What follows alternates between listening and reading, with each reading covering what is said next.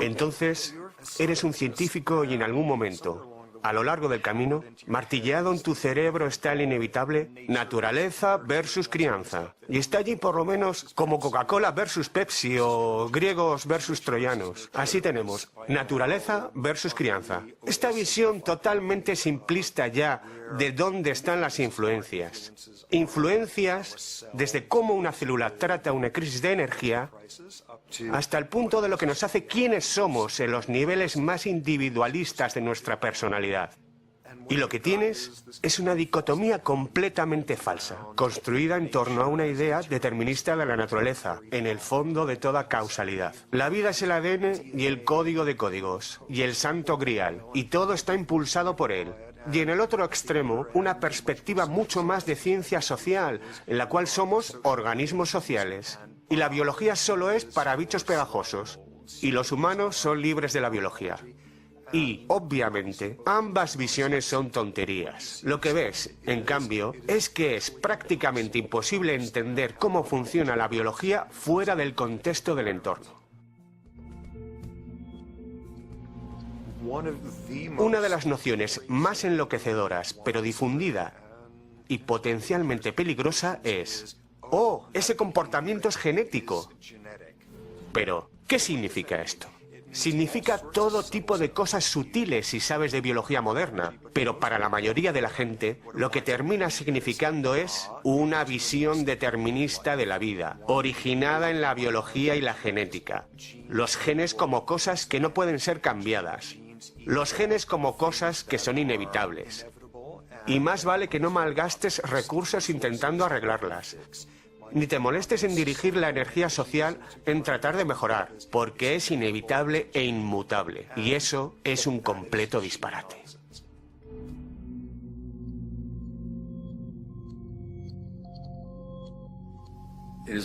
Habitualmente pensamos que trastornos como el déficit de atención están genéticamente programados y que enfermedades como la esquizofrenia están genéticamente programadas. La verdad es lo contrario. Nada está genéticamente programado. Hay enfermedades muy poco comunes, un pequeño puñado con una representación en la población extremadamente escasa, que están verdaderamente determinadas por la genética. La mayoría de las enfermedades complejas quizás tengan una predisposición que posea un componente genético, pero una predisposición no es lo mismo que una predeterminación. Toda la búsqueda del origen de las enfermedades en el genoma humano estaba condenada al fracaso, antes incluso de que cualquiera lo hubiera pensado, porque la mayoría de las enfermedades no están predeterminadas genéticamente. Enfermedades del corazón, cáncer, derrames cerebrales, enfermedades reumatoides, enfermedades autoinmunes en general, enfermedades de salud mental, adicciones, ninguna de ellas está determinada genéticamente. El cáncer de mama, por ejemplo, de cada 100 mujeres que lo padecen, solo 7 son portadoras de estos genes cancerígenos, 93 no lo son. Y de 100 mujeres que sí son portadoras, no todas contraerán el cáncer.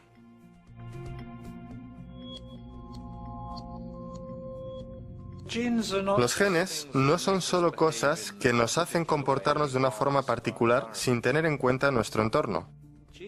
Los genes nos dotan de diferentes formas de responder a nuestro entorno. Y parece que, de hecho, algunas de las primeras influencias de la infancia y el tipo de educación afectan a la expresión genética. De hecho, encendiendo y apagando los diferentes genes para así colocarte en una trayectoria evolutiva distinta que se adaptaría al tipo de mundo con el que tienes que lidiar. Pongamos un ejemplo. En un estudio realizado con víctimas de suicidio en Montreal, se analizaron las autopsias de los cerebros de estas personas y resultó que si el suicida, comúnmente adultos jóvenes, había sufrido abusos de pequeño, estos abusos causaban, de hecho, un cambio genético en el cerebro, ausente en los cerebros de las personas que no han sufrido abusos. Esto es un efecto epigenético. El prefijo epi significa encima de modo que la influencia epigenética es lo que ocurre cuando se activan o desactivan ciertos genes en función del entorno. En Nueva Zelanda existe un estudio realizado en un pueblo llamado Dunedin, en donde unos cuantos miles de individuos fueron estudiados desde su nacimiento hasta entrados los 20 años. Lo que encontraron fue que podían identificar una mutación genética. un gen anormal que tenía alguna relación con la predisposición a cometer actos de violencia, pero solo si en su infancia también el individuo había sido víctima de graves abusos. En otras palabras, un niño con este gen anormal no sería más propenso que otros de ser violento, y de hecho, tenían realmente una tasa de violencia más baja que las personas con genes normales, siempre que no fueran maltratados de niños. Gran ejemplo adicional que muestra que los genes no son una condición sine qua non de una elaborada técnica con la que puedes quitar un gen específico de un ratón, y ese ratón y sus descendientes no tendrán ese gen. Has fulminado ese gen. Así que tenemos ese preciso gen que codifica una proteína que tiene que ver con el aprendizaje y la memoria, y con esta fabulosa demostración fulminas ese gen y tienes un ratón que tampoco aprende bien. Una base genética para la inteligencia, lo que fue mucho menos apreciado en ese estudio de referencia que consiguió alcance en los medios de comunicación a diestro y siniestro, fue tomar esos ratones genéticamente dañados y crearlos en un ambiente mucho más enriquecido y estimulante que el de los ratones normales de laboratorio, y superaron completamente ese déficit. Cuando en un contexto contemporáneo uno dice, ese comportamiento es genético, en la medida en que incluso sea válido usar una frase así, lo que está diciendo es, hay una contribución genética en la forma que este organismo responde al entorno. Los genes pueden influir en la disposición con la que un organismo puede enfrentarse a un desafío ambiental concreto. Ya sabes, esta no es la versión que mucha gente tiene en sus mentes. Y no quiero parecer un predicador, pero seguir con la vieja versión de «es genético». No está tan lejos de la historia de la eugenesia y cosas por el estilo. Es un concepto erróneo, generalizado y es potencialmente muy peligroso. Una razón por la que la explicación biológica de la violencia, una razón por la que la hipótesis es potencialmente peligrosa, no solo induce al error, sino que realmente puede hacer daño. Es porque si crees eso, podrías decir fácilmente, bueno, no hay nada que podamos hacer para cambiar la predisposición que tienen las personas para volverse violentas. Todo lo que podemos hacer si alguien se vuelve violento es castigarles, encerrarles o ejecutarles, pero no necesitamos preocuparnos por cambiar el entorno social o las condiciones sociales previas que pueden llevar a las personas a volverse violentas, porque eso es irrelevante. El argumento genético nos permite el lujo de ignorar los factores históricos y sociales del pasado y el presente. En palabras de Louis Menand, quien escribió en el New Yorker, muy astutamente dijo, todo está en los genes. Una explicación de cómo son las cosas que no pone en peligro cómo están las cosas. ¿Por qué alguien debería sentirse infeliz o adoptar un comportamiento antisocial cuando está viviendo en la nación más libre y próspera de la Tierra?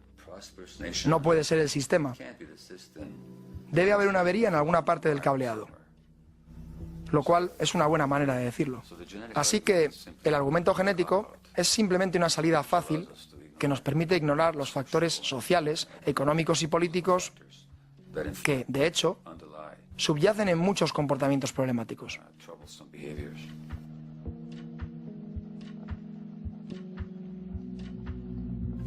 Normalmente, las adicciones se consideran un problema relacionado con las drogas, pero observándolo de manera más amplia, yo defino adicción como cualquier comportamiento que está asociado con el ansia, con un alivio temporal y con consecuencias negativas a largo plazo, junto con un impedimento para controlarlo, de modo que la persona desea dejarlo o promete hacerlo, pero no puede llevarlo a cabo.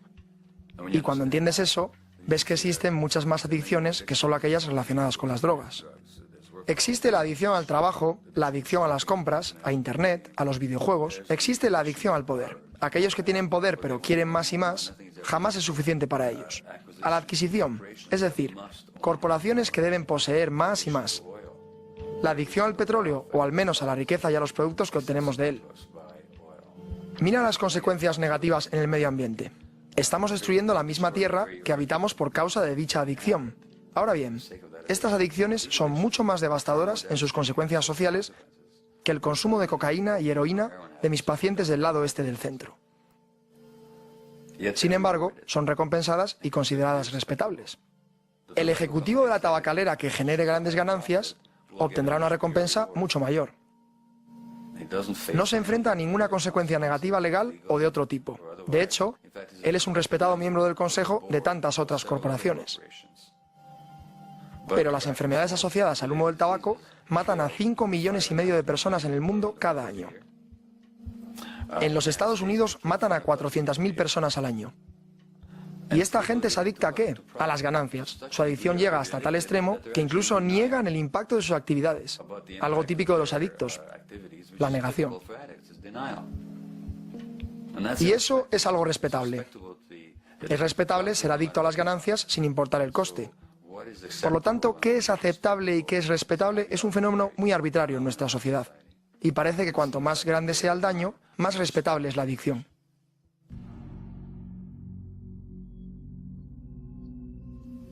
Existe el mito generalizado de que las drogas en sí mismas son adictivas. De hecho, la guerra contra las drogas se fundamenta sobre la idea de que si prohíbes el suministro de drogas, puedes resolver la adicción. Ahora bien, si entiendes la adicción en un sentido más amplio, vemos que nada en sí mismo es adictivo.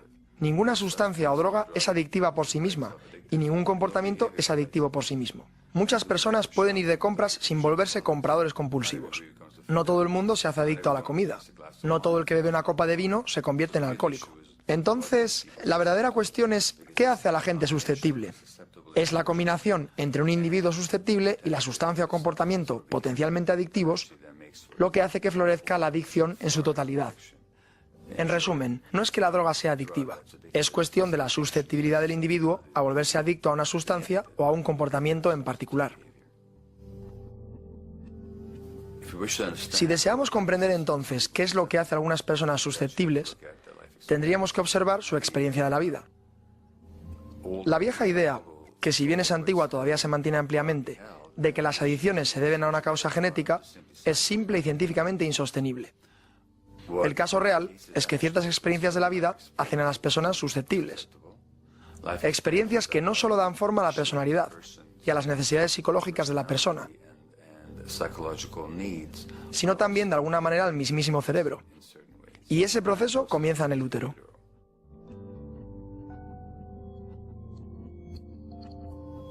Se ha demostrado, por ejemplo, que si una madre sufre de estrés durante el embarazo, es más probable que sus hijos tengan características que los predispongan a adicciones.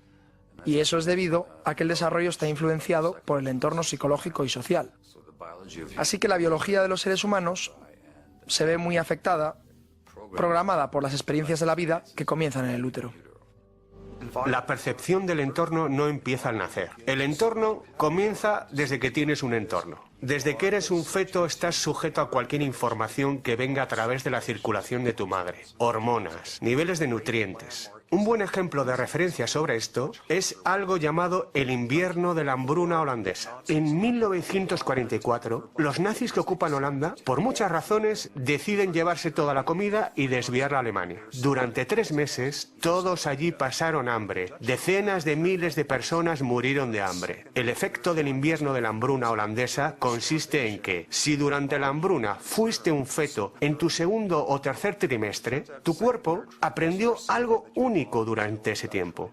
Resulta que el segundo y tercer trimestre es cuando tu cuerpo está tratando de aprender acerca de su entorno. ¿Qué tan amenazador es ese lugar allá afuera? ¿Qué tan abundante? ¿Cuántos nutrientes estoy recibiendo mediante la circulación de mamá? Ser un feto que sufrió esa hambruna significa que tu cuerpo se programó de ahí en adelante para ser muy tacaño con tu azúcar y grasa. Y lo que haces es almacenar cada poco que tengas. Si fuiste un feto del invierno de la hambruna holandesa medio siglo después, en igualdad de condiciones, eres más propenso a sufrir de hipertensión, obesidad o síndrome metabólico. He aquí el entorno apareciendo en un lugar muy inesperado. Es posible estresar a los animales en un laboratorio cuando están preñados y sus descendientes serán más propensos a consumir cocaína y alcohol de adultos. Es posible estresar a las madres humanas. Por ejemplo, en un estudio británico, las mujeres que sufrieron abusos durante el embarazo tenían niveles más altos de cortisol, la hormona del estrés, en su placenta. Sus hijos son más propensos a padecer enfermedades que los predispongan a las adicciones cuando llegan a los 7 u 8 años. Así, el estrés intrauterino ya prepara el arma para todo tipo de problemas de salud mental. Existe un estudio israelí con niños nacidos de madres que estuvieron embarazadas antes del inicio de la guerra de 1967. Estas mujeres, desde luego, estuvieron muy estresadas y su descendencia tiene un mayor índice de esquizofrenia que la media. Así que existe ahora evidencia abundante de que los efectos prenatales tienen un impacto enorme sobre el ser humano en desarrollo.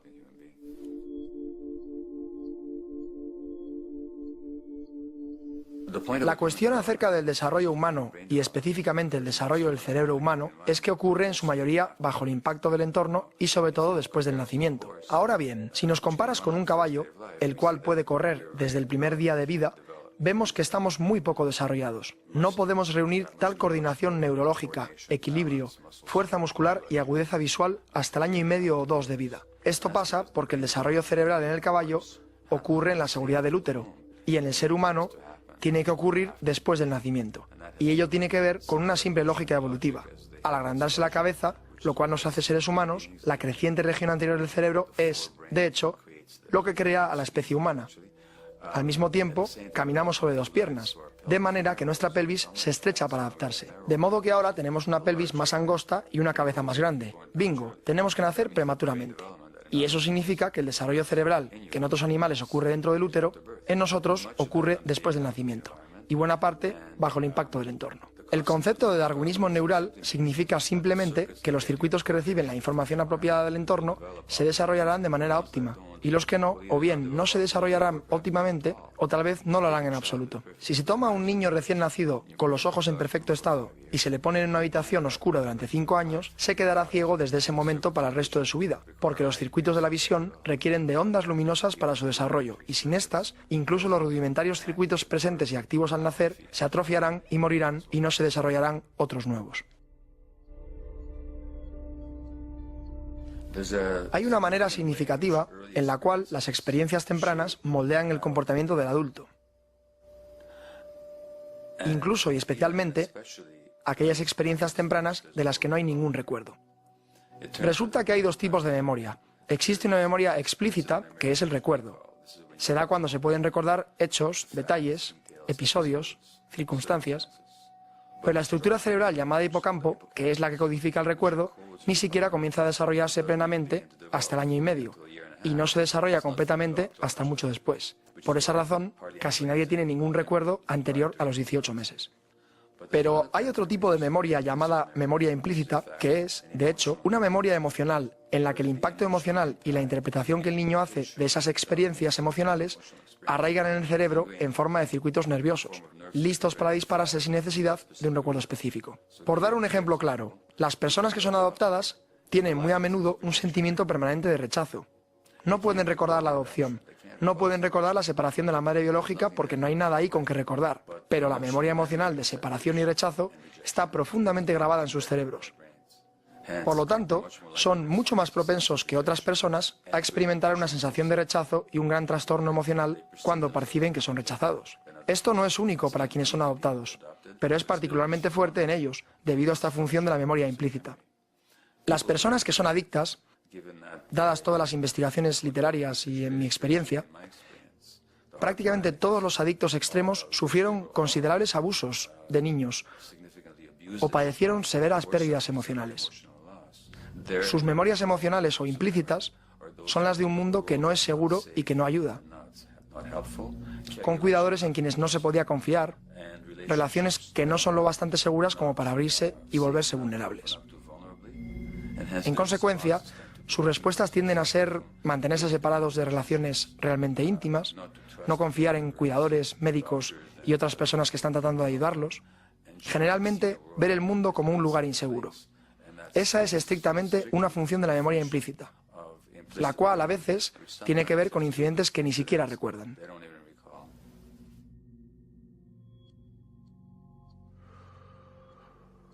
Los bebés que nacen prematuros a menudo son puestos en incubadoras, con varios tipos distintos de dispositivos y maquinarias durante semanas o quizá meses. Ahora se sabe que si esos niños son tocados y acariciados en la espalda durante apenas 10 minutos al día, eso estimula su desarrollo cerebral. Así que el tacto humano es esencial para el desarrollo, y de hecho, los bebés que nunca son alzados en brazos morirán.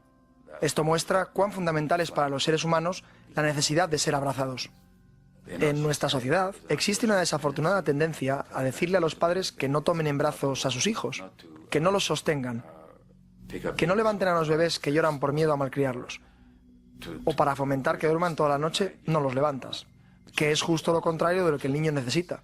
Y estos niños puede que vuelvan a dormirse porque desistan y sus cerebros simplemente se apaguen como una forma de protección ante la vulnerabilidad de ser realmente abandonados por sus padres. Pero sus recuerdos implícitos serán los de un mundo al que le importa un bledo.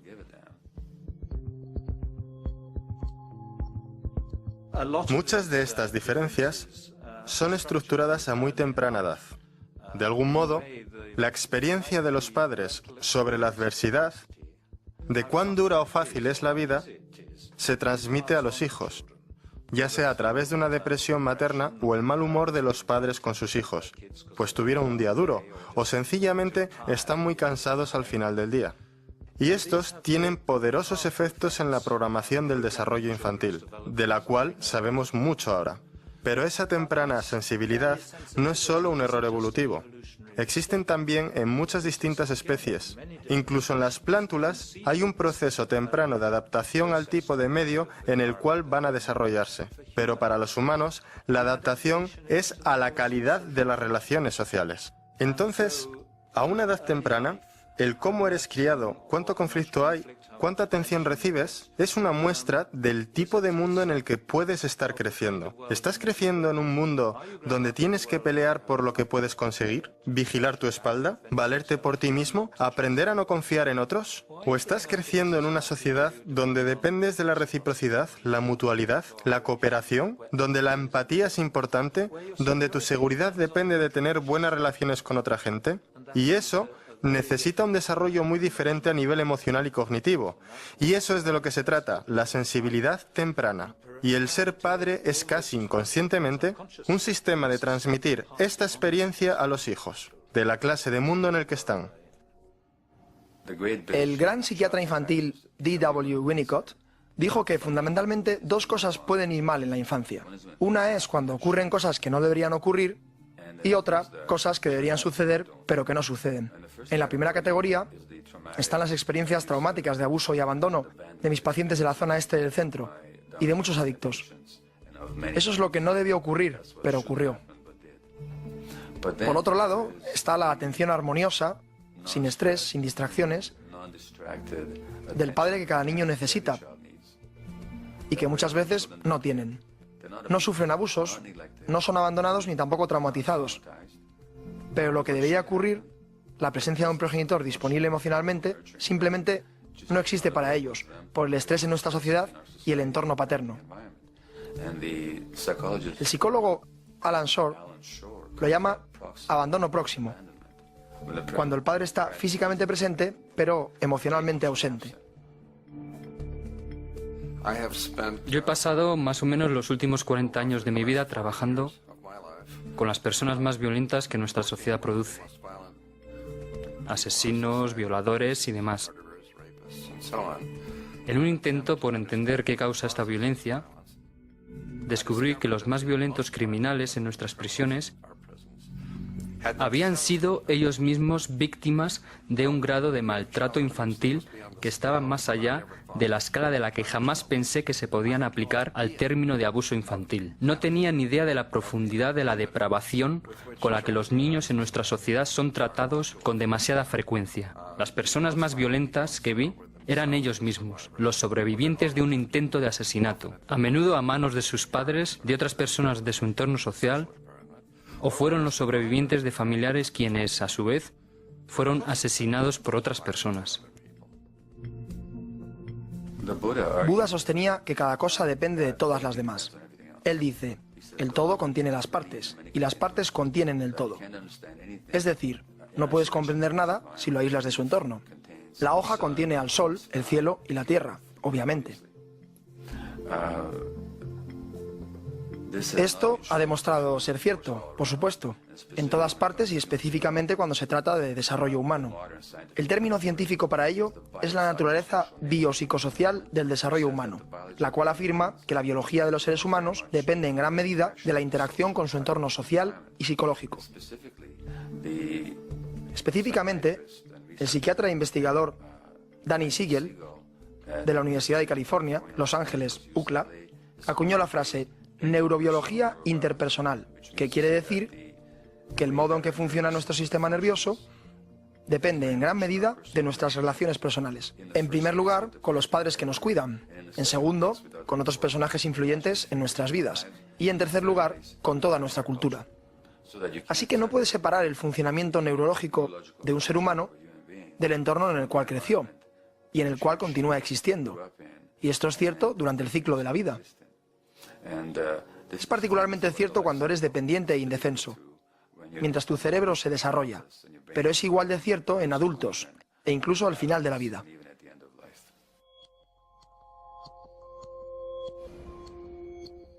Los seres humanos han vivido en casi todo tipo de sociedades.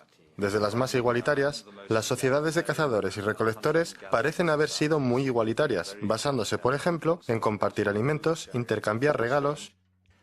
Pequeños grupos de personas viviendo mayormente de la búsqueda de alimentos, pero también algo de la caza, mayormente entre personas que has conocido al menos toda tu vida, si no, rodeado por primos terceros o más cercanos, en un mundo en el cual hay una gran fluidez entre los diferentes grupos, en el mundo en el cual no hay gran cosa en términos de cultura material. Así es como los humanos han cursado la mayor parte de su historia homínida, y no es de extrañar que lo convierte en un mundo muy diferente. Una de las cosas que se obtienen como resultado es que hay mucha menos violencia. La violencia grupal organizada no es algo que ocurría en ese momento de la historia humana, y esto parece estar bastante claro. Así que, ¿dónde nos equivocamos? La violencia no es universal. No está simétricamente distribuida a través de la raza humana. Existe una enorme variación en la cantidad de violencia en diferentes sociedades. Algunas sociedades prácticamente no tienen violencia. Hay otras que se destruyen a sí mismas. Algunos de los grupos religiosos anabaptistas son completa y estrictamente pacifistas, como los amis, los menonitas o los suteritas. Dentro de algunos de estos grupos, por ejemplo, en el de los suteritas, no se han registrado casos de homicidio.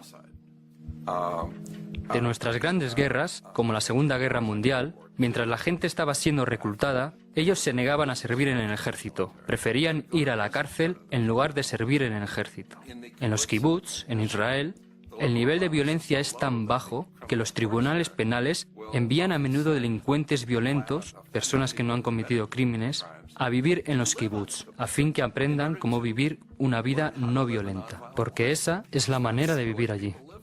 Por lo tanto, estamos ampliamente moldeados por la sociedad. Nuestras sociedades, en el sentido más amplio, incluyendo a nuestras influencias teológicas, metafísicas, lingüísticas, nuestras sociedades ayudan a moldearnos sobre si creemos o no que la vida se trata básicamente del pecado o la belleza, sobre si la vida del más allá nos hará pagar por cómo vivimos nuestras vidas o si resulta irrelevante. De una manera general, las diferentes sociedades grandes podrían ser calificadas como individualistas o colectivistas. Y te encuentras con gente muy diferente y con diferentes mentalidades, y sospecho que con diferentes cerebros también. Nosotros en Estados Unidos estamos en una de las sociedades más individualistas de todas, con el capitalismo como sistema que te permite llegar cada vez más alto dentro de una pirámide potencial. Y el trato es que viene cada vez con menos redes de seguridad. Por definición, cuanto más estratificada es una sociedad, menos personas tienes como iguales, menos gente con quien tienes relaciones simétricas y recíprocas. En cambio, lo que encontramos son discrepancias y un sinfín de jerarquías.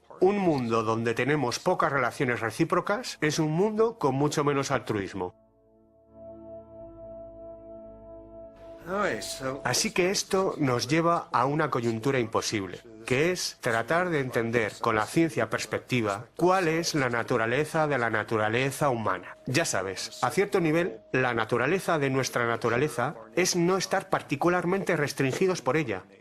Hemos desarrollado una mayor diversidad social que en cualquiera de las otras especies, más sistemas de creencias, de formas de estructuración familiar, de cómo criar a los niños. La capacidad para la variedad que poseemos es extraordinaria. En una sociedad en la cual se predica la competición y muy frecuentemente la explotación despiadada de un ser humano por otro, el obtener ganancias a partir de los problemas de otros, y muy a menudo la creación de problemas con el propósito de sacar provecho económico. La ideología dominante muchas veces justifica este comportamiento, apelando a una naturaleza humana fundamentalmente inalterable. Así, el mito en nuestra sociedad es que, por naturaleza, la gente es competitiva, individualista y egoísta. La verdadera realidad es totalmente opuesta. Tenemos ciertas necesidades humanas. La única forma en la cual se puede hablar sobre naturaleza humana, concretamente, es reconociendo que hay ciertas necesidades humanas.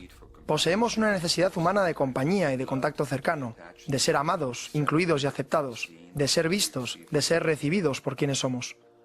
Si esas necesidades están cubiertas, nos convertimos en personas compasivas, colaboradoras y que sienten empatía por otras personas. Entonces, lo contrario que a menudo vemos en nuestra sociedad es, de hecho, una distorsión de la naturaleza humana, precisamente porque muy pocas personas tienen sus necesidades cubiertas. Luego, sí se puede hablar de naturaleza humana, pero solo en el sentido de las necesidades humanas básicas que son evocadas instintivamente, o debería decir, ciertas necesidades humanas que nos conducen a ciertos rasgos cuando están cubiertas y a un conjunto diferente de rasgos cuando son denegadas. Entonces, cuando reconocemos el hecho de que el organismo humano, el cual tiene una gran flexibilidad adaptativa que nos permite sobrevivir en muchas condiciones diferentes, está también rígidamente programado para ciertos requerimientos del entorno o necesidades humanas, un imperativo social empieza a emerger. Así como nuestros cuerpos necesitan nutrientes físicos, el cerebro humano demanda formas positivas de estímulos del entorno en todas las fases de desarrollo, necesitando al mismo tiempo ser protegido de otras formas negativas de estímulos.